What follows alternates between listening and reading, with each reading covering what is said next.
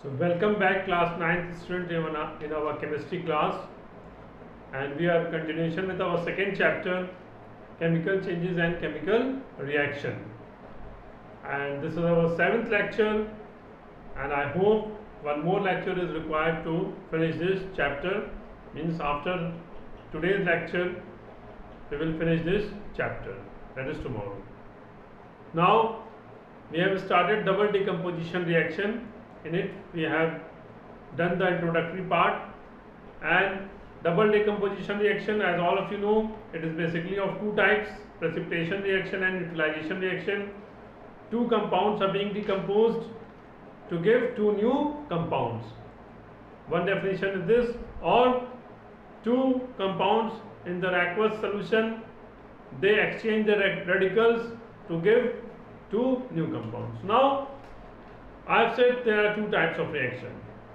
Now there is one more type of double decomposition reaction that I will give you in the last some example, that is double decomposition reaction with evolution of gas. Double decomposition reaction with evolution of gas, because in precipitation reaction we will observe the precipitates being formed, or the insoluble two soluble aqueous solution will be there, and one insoluble part will be formed as the product. And neutralization reaction, acid plus base gives salt and water. And then we have third type of decomposition reaction, in which there will be a precipitate plus evolution of gas as the product. Means there will be two reactants. In we have aqueous solution of as two reactants, and one will be precipitate and the other will be that evolution of gas. So that can be said to be one more type of, or one more example. So what is precipitation reaction? Basically, precipitation reaction is basically in which two aqueous solutions are taken, and one as a product side, one precipitate will be formed, or you can say one insoluble part will be there, one insoluble solution or whatever it be. So basically here the concept is that जो precipitate है, the precipitate which is, it is basically of the heavier elements.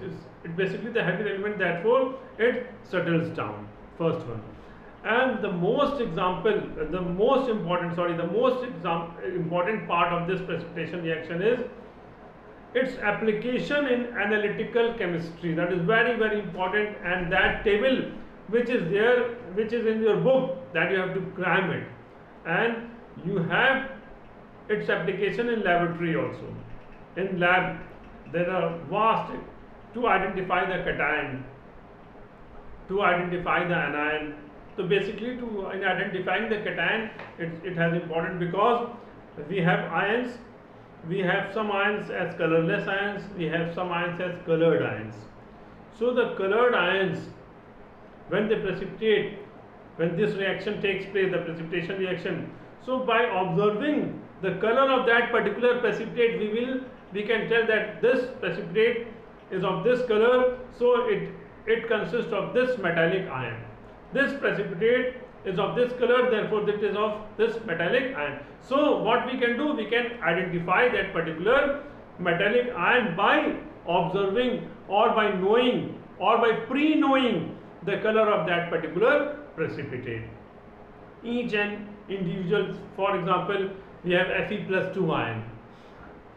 So we have Fe+2 ion, the precipitate formed by Fe2+ ion is dirty green precipitate. Fe3+ ion, it's reddish brown precipitate. Then we have lead, then we have zinc. Lead and zinc, they give white precipitate. For example, zinc, gelatinous white precipitate, lead chalky white precipitate.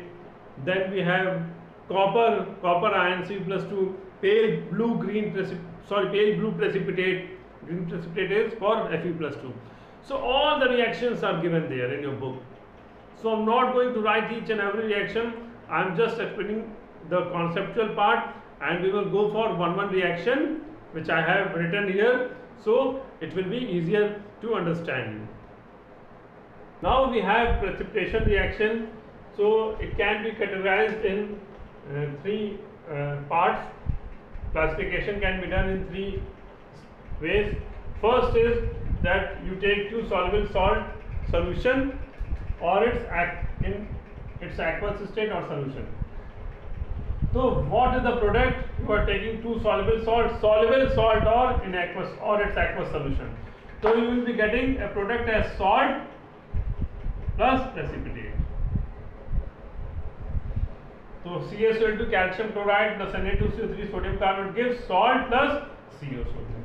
So here you are getting calcium carbonate as the precipitate. Then we have, so you have a series of reaction in your book. You can go through it. You will understand it very easily. And what is the concept? See, the concept is that if you go for the mechanism, CaCl2, Ca plus 2 and Cl minus, 2Cl minus, right? And Na2CO3 breaks into 2Na plus and CO3 minus, right? Now what is being, there are in ion the exchange of radicals takes place. So earlier this cation was held with this anion and this cation was held with this anion. Now there will exchange. So Ca will Ca will, right? So Ca plus 2, CO minus 3. तो ये जो तुम्हारा product बनेगा -2 and +2, so it will be simply CaCO3, 2 ऐसे cancel. Then we have this one, exchange NaCl. So 2Na, NaCl1. So that's why you're getting the product 2NaCl plus COCO3. This is the exchange of radicals. That's why it is also called exchange of radicals. Then we have, this is very important part, the precipitate reaction in analytical chemistry.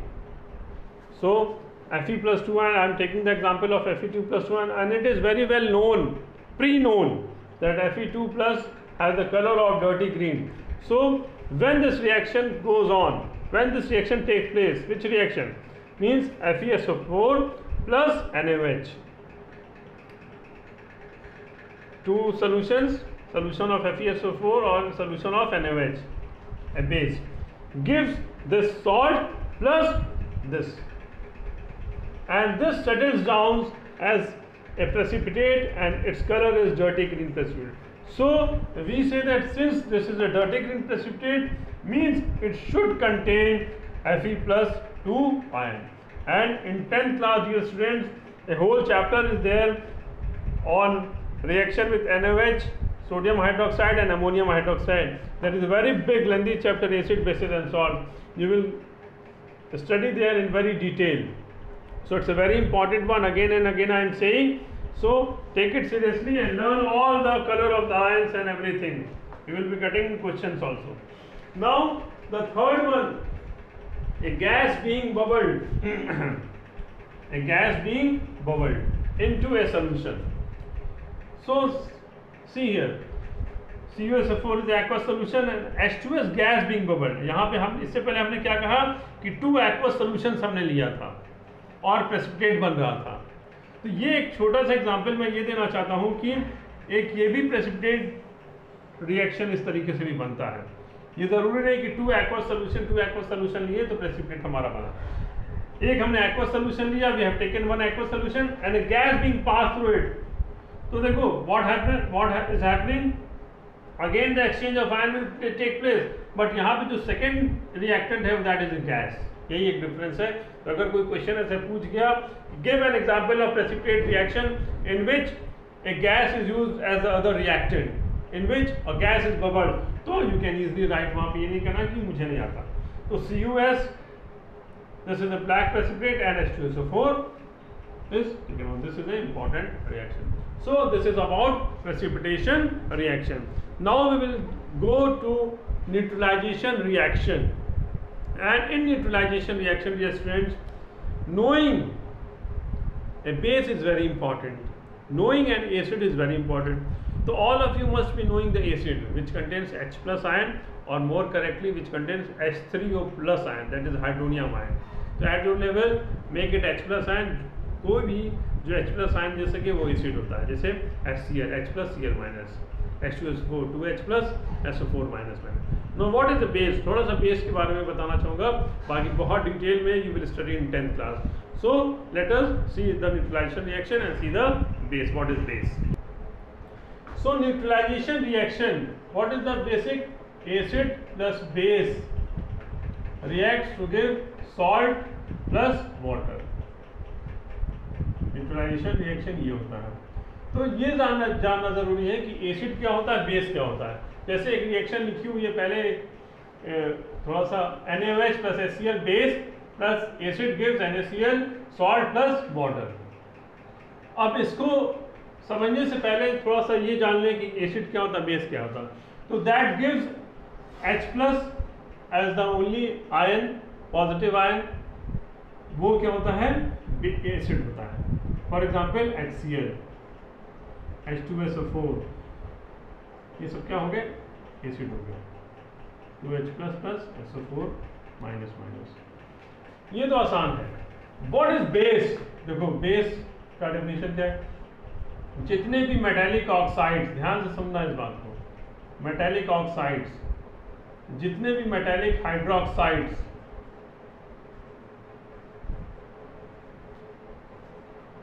Plus ammonium hydroxide,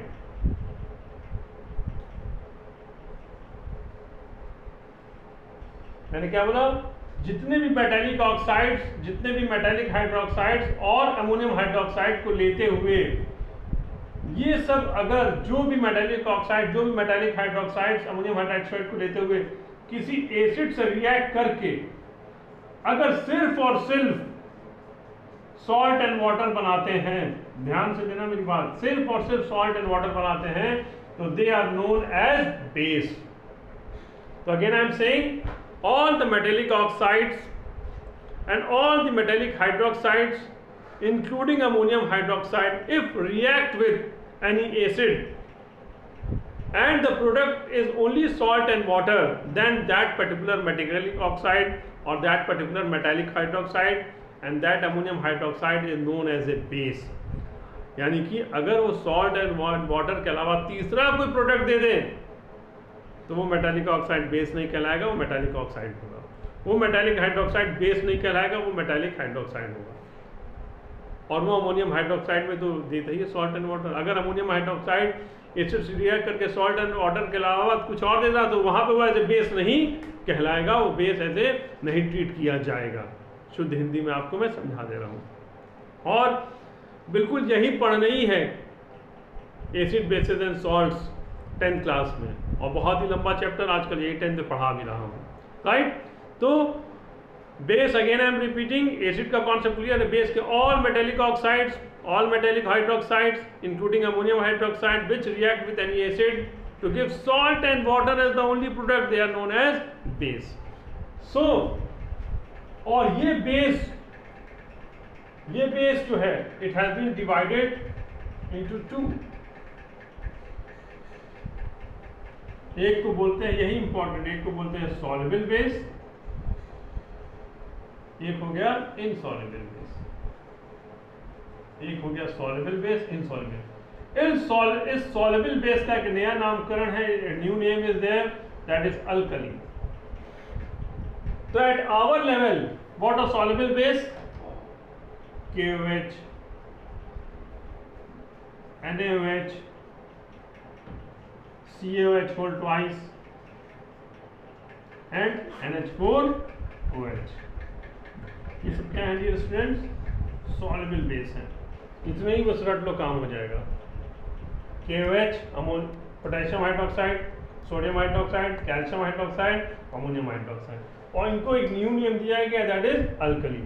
बाकी जितने बचे जो base हैं वो सब insoluble हो गए, चाहे वो ऑक्साइड हो, जैसे Cu ऑक्साइड, FeOH हाइड्रोक्साइड, ये सब क्या हो गए, फिर COH होल ट्वाइस, बहुत सारे हैं जितने भी ऑक्साइड्स और हाइड्रोक्साइड, ये सब base.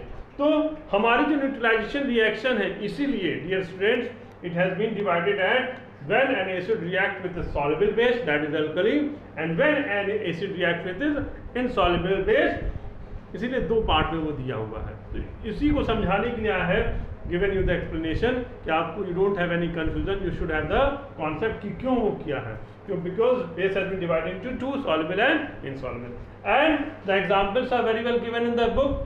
So if you go for soluble base, reaction of acid with soluble base, salt plus water, this is soluble base plus acid gives salt plus water।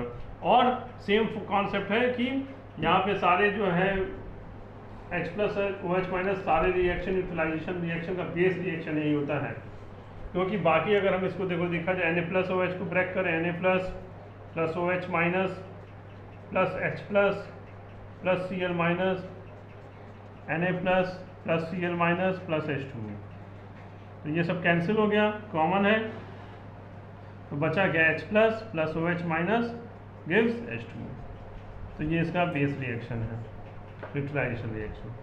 और इसी तरीके से we have here CuO plus H2SO4, CuSO4 plus H2O, Cu plus plus O minus minus, तो यहाँ पे H plus और OH minus मिलके बना रहा था H2O।